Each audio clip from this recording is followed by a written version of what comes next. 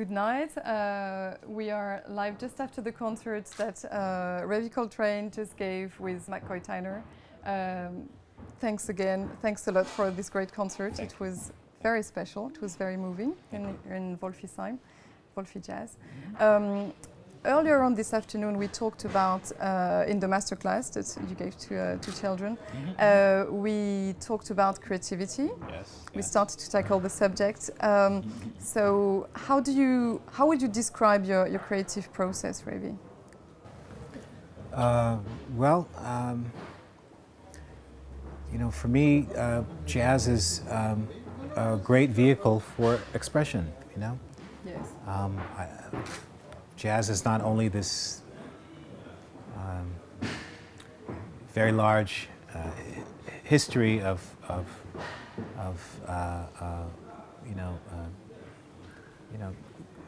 great contributions and great information that any musician today has to, of course, embrace. You know, to learn all of the the factual information that is a part of any craft. You know? But at the core of jazz is improvisation. You know, it's improvisation, and improvisation really it begs for not only looking to the past and all of this great resource of information, but it also Looking forward. Yes, you know, and to embracing the idea of what is possible, what is. It's not only about what is, but what could be. Yes. So when you're improvising, is it the same process as when you're composing? Is it always forward-looking, or do you see a sort of difference between? No, it needs to be. It needs to be, because we can access all of this great information, necessary information, important information. You know, that's going to help our journey forward. It's going to make it easier for us. You know, the more information that we can take from the past, it's going to help us get to the future, you know. So you take inspiration from the roots of jazz? The roots of all music, the roots of all music. All creative expression. Remember we were talking about Yeah. Miles Davis today? One art helps the other. You know? Exactly, yeah. So. And you had a great sentence about this that was, if I remember well, improvisation is not about picking a fruit on the tree. Finding your voice, finding your voice. It's not something growing that your own tree. Sure. It's not necessarily something that you say, this is going to be my voice and I'm going to now try to attain it and achieve it, you know. It's something that is happening all of the time inside of us, you know. And when we recognize it, when we embrace it, when we allow it to you know, affect us organically, you know, we might say, well, I really want to play like those guys and I want to be on those kind of gigs. But at some point, organically, who you are and what comes out of you, expression-wise, is going to kind of guide where you end up. So it's very organic, no, as you say? So you take influences in people you meet, in different music genres as well. So who influenced you most in your career in terms of composing now, in terms of playing and finding your own style? So many people, you know. It started with my mother, Alice Coltraine. You know, her ability to embrace almost any situation and find some way to find the most positive and kind of giving and generous kind of element. You know, she clearly had her own ideas and things that she wanted to achieve, but really it was for the purposes of others. You know, it was really an outward expression, not solely something that stayed inside of her. You know. But it starts from the inside as well. It's well, sort of introspective. It can start from the inside. It can be, you know. But not necessarily. Well, it has to be generated from the inside. Whether your inspiration comes externally first, and you process it inward. And you say, okay, this is how I'm taking all of this in, and this is what I want to put out into the world. You know, some people, they can do it internally. You know what I mean? It's like, you know, but ultimately and eventually, it is something that they want to do to raise consciousness and to elevate people in their thinking and feeling. And how did your writing evolve throughout the years? I mean, from the 1999 that you released your first album until now, very recently. How has it been evolving? You know, for me, I've always, I felt most comfortable not trying to emulate or imitate, maybe is a better word. You know, when you emulate something or someone, you're still applying a certain type of interpretation, your own personal interpretation. But when you imitate somebody, it's only about, you know, For me, I've always wanted to just be myself. I wanted to be as honest about who I was and what I was doing. You know, so the improvisations reflect that, the compositions reflect that, how the bands are organized reflects that. And is there a thread, a sort of musical thread within all your compositions or all the music that you write? Is there something there? Not outside of my need and my desire to be myself, you know, and to be as honest about what I'm trying to present, you know. And again, when I say myself, it's like this thing that I'm trying to find in me to put out to the world. To the world. No, yeah. to Because that's what I saw my whole life. Again, my mother she kind of epitomized that as an idea, you know, really going inward to serve a broader purpose. So you mentioned your mother as a great source of inspiration. Then you collaborated with a great bunch of very different people. Yes, sure. What are the biggest thing that you've learned through all this collaboration? I mean, tonight you play with McCoy Tyner. Yes. What are the big learnings there for you? You know, in your own creativity. My earliest associations were with musicians like Elvin Jones and McCoy Tyner, you know, and Rashid Ali. A lot of musicians that played with my father. Jacques DeJohnette, Kenny Barron, Joanne Brackeen, Steve Coleman. Yes.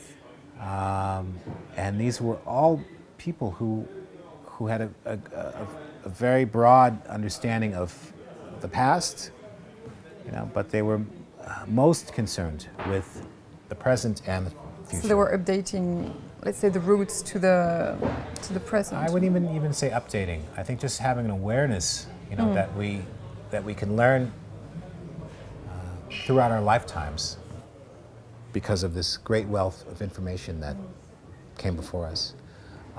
Yet at the same time, we have almost an obligation to try to embrace who we are, you know, in the same manner that all of these people that we studied and focused and were inspired by, in the same manner that they did, whether they be Charlie Parker, you know, or John Lennon, you know, or Stravinsky or Bartok or Debussy, you know, or Joni Mitchell, or you know, we have the same obligation to not only embrace history but to embrace ourselves and try to make steps forward. And is there something that really stuck to you, something someone told you, or something you've learned by playing with someone that is still sticking with you? No, I think it was clear that people were choosing different routes, you know, to get to the things that made them special. You know, in jazz music, especially today, a lot of people embrace the past and want to become masters of the past, and that is something that's it's important today. You know, we have people who can represent tradition and the things that have happened before us in a very, you know, complete and very, you know, full way, you know. And then we have other people who can do the same, but then they can extend it. They can start to push in these ways that we might not always recognize initially, you know. You know, when I think about my influences, my heroes, the people that I admire the most, they were able to do those two things. Grab all that is important to them that came before them, yet find some way to synthesize it, take it all and spit it out into something that didn't exist before. And this is where the other art, you mentioned one art complete the other, no? Well, it's that's where it comes in. A balance between all forms of expression. So you mentioned photography before, that you're a big fan of taking photography. I'm not just a fan, but and you take a lot of photography. Yeah. So in terms of your creativity, so it's does it complement your creative approach, your creative process to it? Meaning, do you see images or territories when you compose? It's not necessarily a one-to-one. We say one-to-one type of relationship, like I take a picture and then I hear a song and I start working them. But both arts have a lot of the same components, of composition, and space, and textures, and then there's sort of the esoteric kind of things, of tone and color and shape. There are things that you have to interpret, the meaning. I can look at a painting and feel so many different things. As far as how they apply to the saxophone and improvisations, that's maybe going to be a more sort of abstract kind of interpretation and understanding. It's never like, well, Kandinsky does this, so now I can play a B flat here and a B there. It's more an internalized kind of personalized interpretation. Okay. Cool. And what did you dream of when you were a kid? Big question. Oh, my dreams? Well, what does anyone dream about, Someone's chasing you, they're chasing you and you can't run and they're right behind you and they keep chasing you. I still do that nightmare, Yeah, but maybe it's not a nightmare. Maybe is it a dream, you think? Well, but maybe there's something in the subconscious, the unconscious, that's trying to inform us. So that was your recurring dream, let's say? No, I wouldn't be able to say my recurring dreams here in front of the cameras. Okay. But I dream just like everyone else. You've always dreamt of being a musician or an artist or being a photographer? You mean my aspirations awake, or my dreams asleep? Do they merge at some point? Oh, that's a good question. Well, when I was young, my waking dreams when I was young, I loved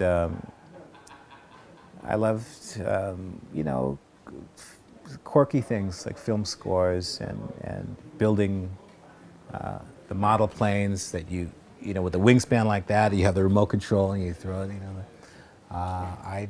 I wanted to be a filmmaker. I loved all those Hollywood movies from the 70s. Steven Spielberg was like a guy. I was like, I was more interested in what was happening from behind the camera while watching a movie than what was happening actually on screen. Like, how did they move the camera that faster, or this shot moving to the next, while the editing, the timing and the pacing of these things together created this flow and this feeling.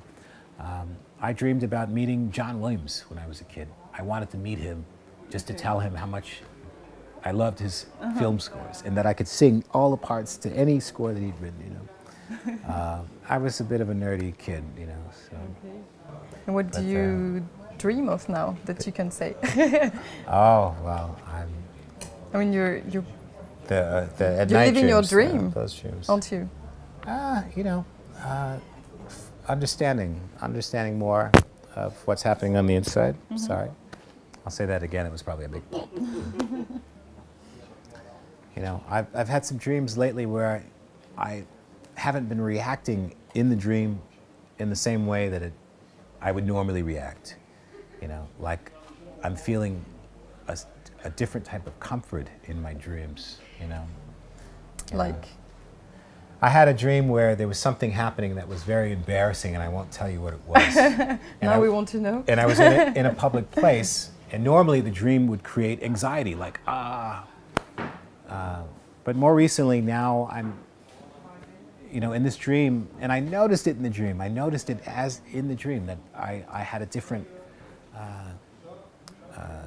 reaction to the events, There are events that do make us anxious. That's never going to change, whether we're awake or we're... And do you dream melodies sometimes? Do you dream music, film scores? I dream melodies, but never in a way that I wake up and I start writing and composing. I'm not. I'll dream things that I've heard. You know, our senses are very acute. You know, even subconsciously, unconsciously, they're more powerful. So what is really inspiring you? What makes your senses really acute that you really want to be writing? Is there a special moment, ideal It's everything, routine? Everything together. Not routine, not routine. Taking in as much as you can, you know, and never saying, this is all it is, so let's just focus on that. And I'm still very, very motivated by the unknown, you know. I'm still very... What is left to know about yourself and about... You said today you're a big learner. You're always learning. You're always. But we all are. Yeah, we all are. You know, and why not try to apply that to our work? Why not try to apply that to art? You know, to say I've studied all these things that are important to me, and now I'm just going to go out and do them. I'm just going to do them. You know, that's one approach. You can say, well, I studied all these things that are important to me, but now I'm going to imagine what it might mean in, you know, in the future tense. You know, I'm going to take all these things and find... See the possibilities. Yes. Okay. Well, thank you very much. Thanks, Maggie. Ravi.